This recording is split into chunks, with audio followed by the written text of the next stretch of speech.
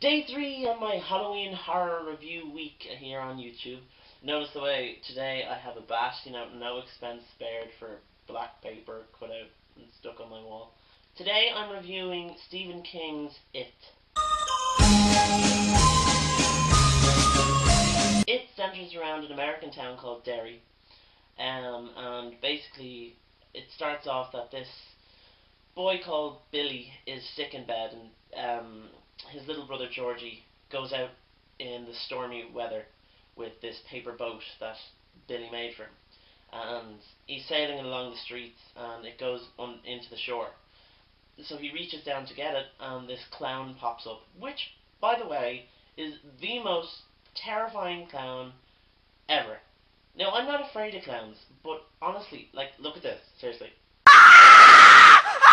Hold it. So basically, Georgie dies, the clown kills him, and so it's basically about Billy and 6 others who find common interests and join together to stop this clown villain thing, whatever it is.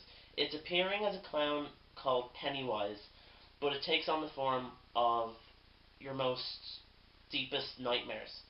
And so, Seth Green is actually in this. He plays one of the kids, and he's really nerdy looking, and he's afraid of werewolves, so he takes the image of a werewolf and gets the shit scared out of him. They find out that Pennywise has been hiding out in the sewers, so they go down to kill him, and they fight him off anyway, and they think that he's dead. But they make a pact that they always refer to him as It, because it takes on different forms, so they don't know what It is. They make a pact that if It ever comes back, that the 7 of them will get together again and go back down and destroy it once and for all. So 30 years later, they've all gone their separate ways. 6 of the 7 have moved away from Derry, and so because they're away, they've forgotten everything. They've forgotten all about It and all the stuff that went on. But one person stays behind. His name is Mike Hanlon, played by Tim Reid. You might know him as Ray from Sister Sister. He was Tamara's dad. I love Sister Sister. But yeah, so he stays behind, and he's following the police around and noticing that all these kids are going missing, and some of them are turning up dead.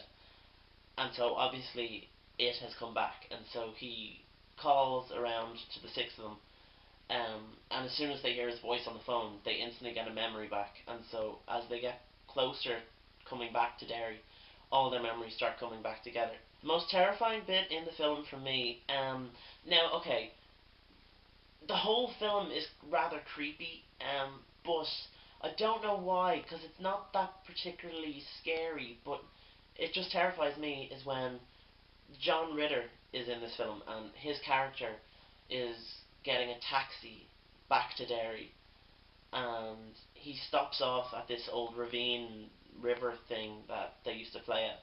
So he gets out, and he gets back in the taxi, and they're driving away, and he looks behind in the taxi, and Pennywise the clown is standing there with a balloon waving at him.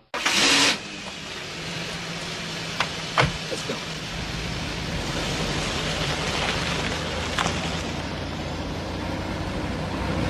Derry Inn, did you say?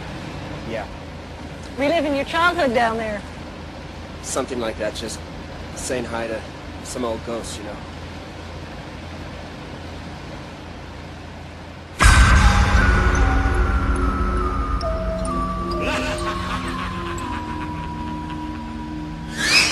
And it's just so creepy. It's just so creepy.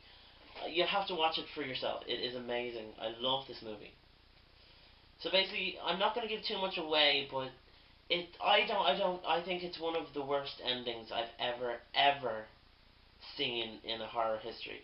Now, I was severe, okay, I know I've been saying that the past, I know I said it about Monday and about Tuesday, and I know I'm saying it again now, but this really did scare me when I was younger. This was my worst of all the horror films.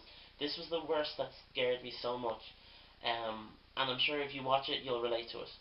That it sort of plays on everyone's fears, and so it really comes across. Stephen King is an amazing writer, and so hopefully if you watch this film, you'll think if you read the book, it'll do it justice. Right, I'm going to leave it there, so I'll see you tomorrow, and I hope you enjoyed this one. Leave comments and rate and whatever.